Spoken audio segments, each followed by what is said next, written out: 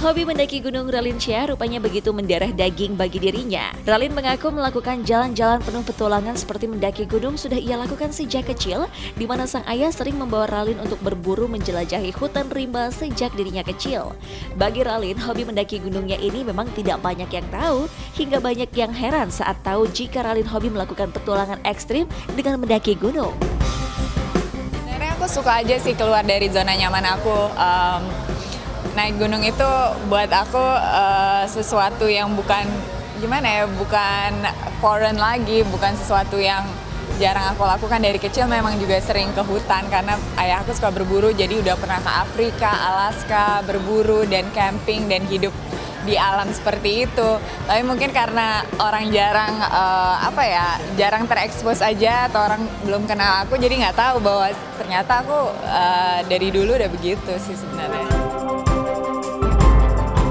Pergi ke dalam hutan dan gunung, hal ini tidak membuat dirinya merasa takut dengan binatang-binatang buas.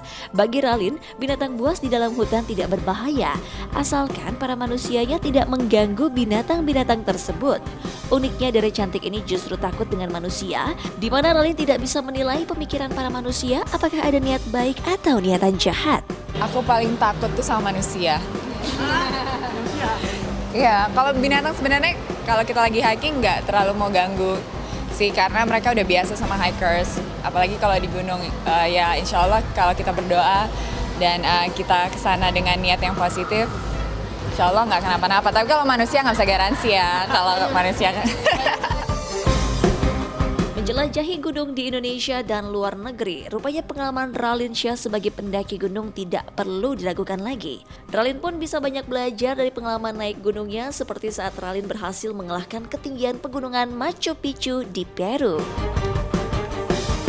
Udah beberapa sih, kalau di Indonesia udah Rinjani, Papandayan, Semeru, di Medan juga ada Sibayak, Sinabung. Banyak belajar hidup dari perjalanan di alam dan dari alam sendiri, dan kebetulan kali ini kalau di Peru, di Machu Picchu banyak belajar dari sejarah peradaban Inca itu sendiri. Tergantung gunungnya berapa tinggi dan trailnya berapa.